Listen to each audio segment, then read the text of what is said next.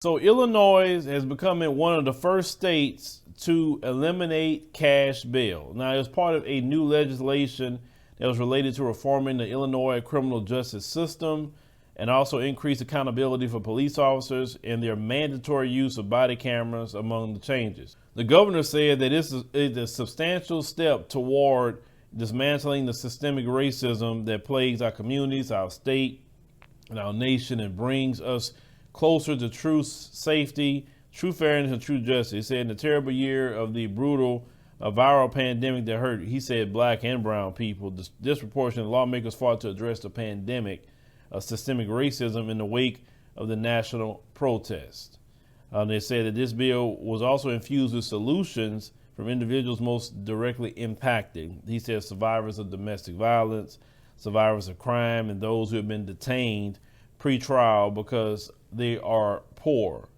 Now, they said judges in Illinois can no longer set any kind of bail for defendants, a practice that lawmakers have been trying to end via legislation. They said, according to the state's Black Caucus, judges now will determine whether or not a defendant should be detained for trial. It said based on evidence presented about the risk their release poses to the community at large and whether he or she will get back to court as expected. Now, they say the sweeping House Bill 3653 will also divert low-level drug crimes to substance abuse programs, and I believe they should always been doing that. Nobody should be going to freaking jail for no drugs, especially if it's you using it yourself. You're not no big drug kingpin or nothing like that.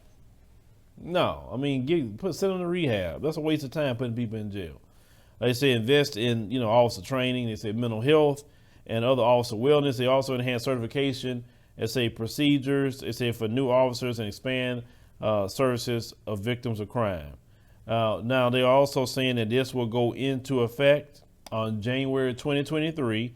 They say the bill also abolishes license suspensions for unpaid fines and fees due to red light cameras and traffic offenses, and plus expand services for crimes that's for victims. So, it sounds, good in a way. It sounds like some sort of progress, but this should be all over the country because if you're poor, you can't afford no bill, and that's why black folks stay in there for something that small. Now, what they need to do is also get rid of debtors jail too.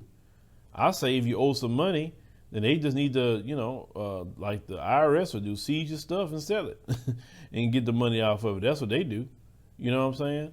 But, this is something they should have been doing a long time ago.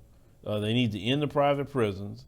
They need to not be locking people up for nonviolent offenses. I'm a firm believer of that. I mean, nonviolent offenses should not be having no jail time. Give them a fine, something like that. Make them do community service. There's a whole lot of community service you can do out here. A lot of it. You can help restore buildings that need to be restored, paint, clean. There's a whole lot of community service that can be done. Now, trust me, a person would rather go do community service than go into a freaking jail. And also you can make the city look good with community service, right? I'm a firm believer in people doing community service. If I was a judge, there'd be a lot of people doing community service, in different places, because to make sure the city look good. But leave me a comment. Let me know what you think about this particular story. If you live in Illinois, let me know your thoughts on this. It's supposed to go into effect January 2023.